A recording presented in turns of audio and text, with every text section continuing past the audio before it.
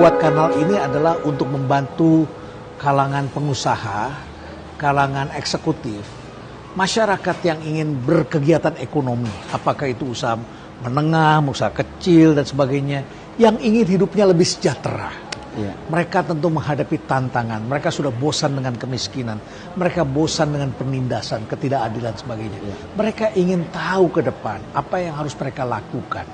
Kami membuat kanal ini adalah untuk mendidik masyarakat yang apolitis agar bisa paham politik, agar bukan untuk berpolitik semata-mata, tetapi adalah untuk memahami politik bahwa ini tidak sesuatu yang berbahaya kalau mereka bisa pahami dan memilih dengan baik. Nah, lantas pertanyaan-pertanyaan muncul dari mereka. Pak, ingat tahun 2019 itu politisasi identitas itu terasa sekali. Iya. Dan kemudian calon yang sama sekarang sedang maju lagi.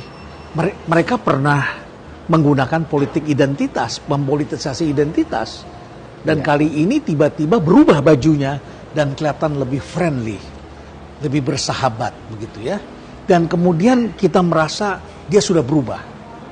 Apakah semudah itu, Cak? Berikan pencerahan kepada masyarakat. Apa yang Cak Islah lihat di dalam masyarakat? Kok tiba-tiba kelompok yang kita sebut ekstrim kanan itu tiba-tiba tidak bersuara? Orang-orang yang selama ini juga mempolitisasi itu tiba-tiba tiarap semua, tidak ada. Apakah memang sudah hilang atau sedang tiarap? Atau sedang kemana mereka?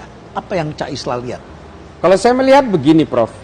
Kelompok-kelompok dari sayap kanan itu kan memang cita-citanya sama, ideologinya sama, dan mereka tidak mungkin akan mematikan cita-citanya dia termasuk ideologinya. Mereka akan selalu menyeret paksa kisah-kisah masa lalu sebagai kisah yang paling ideal untuk diwujudkan hari ini.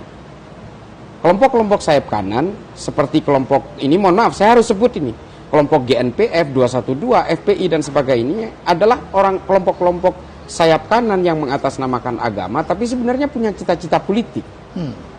Artinya karena mereka ini cita-cita politik artinya kekuasaan ya? Kekuasaan. Bukan cita-cita agama, bukan ya? Bukan. Kekuasaan. Cita-cita kekuasaan. Okay. Karena mereka menginginkan terciptanya khilafah manhaj nubuwah. Dan ini dikatakan berkali-kali oleh para pemukanya. Sama kurang lebih mereka menginginkan syariah diberlakukan lah. Kurang lebih seperti itu. Yeah. Nah, ini kalau kita berbicara khilafah, maka kita berbicara politik. Dan ketika berbicara politik, maka kita berbicara tentang mutualisme, kita berbicara tentang pragmatisme di dalam politik. Artinya, kalau hari ini mereka diam, itu silent by order. Kalau mereka berisik, ya berarti noise by order. Oh. Karena ini transaksional sekali. Dua-duanya adalah by order. By order semua. Ya. Mereka tahu kekuatan mereka ini kekuatan kecil yang tidak mungkin melakukan gerakan sendiri, maka akhirnya dia itu menggendong terhadap satu kekuatan besar dengan kapital besar, lalu dia menjadi mesin penggelembung elektoral yang berada di dalamnya. Nah, cuma masalahnya, satu contoh, kelompok seperti GNPF, 212 dan FPI, dari 2014 kan sudah melekat dengan Prabowo. 2019 sudah melekat dengan Prabowo. Lu kok hari ini senyap?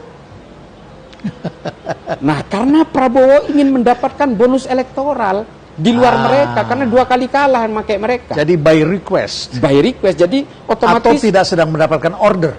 Enggak, mereka mendapatkan order untuk silent dulu, silent by order. Kalau saya mengistilahkan. Tapi sudah muncul protes mereka. Kami dalam salah satu podcast saya mendengar dia tampil di situ, kemudian mengatakan kami sudah ketemu dengan Prabowo dan dikatakan katanya sekarang diam dulu katanya begitu. Mereka sudah bicara dan mereka agak protes gitu. Kenapa kok suruh diam? Kenapa suruh diam begitu? Ya mungkin karena sampai begini, sampai kelompok-kelompok tengah, kelompok-kelompok yang dulu melawan Prabowo itu betul-betul bisa dikunci fanatismenya terhadap Prabowo, baru nanti mereka akan muncul secara terbuka. Mereka ini kan bukan organisasi intelijen yang bisa bergerak diam-diam. Mereka tetap harus terbuka untuk mempengaruhi elektoral-elektoral yang ada di kampung-kampung. Dan juga marketability mereka. Iya, jelas. Nah, kalau nanti kelompok-kelompok yang pro-Jokowi lah kasarnya, sudah dikuasai oleh Prabowo sekian persen saja, dan sudah dibangun fanatismenya, otomatis kelompok-kelompok sayap kanan ini, yang notabene berseberangan dengan kelompok pendukung Jokowi 2 kali periode itu, ya otomatis mereka akan terbuka. Karena Prabowo juga harus menjaga dari kelompok pendukung Jokowi yang berusaha direbut ini. Nah, kalau ini terbuka karena memang ini nggak matching, tapi dia sudah dibangun fanatismenya, otomatis ini tidak akan mengalami penggerusan-penggerusan elektoral. Ada saatnya nanti mereka akan muncul.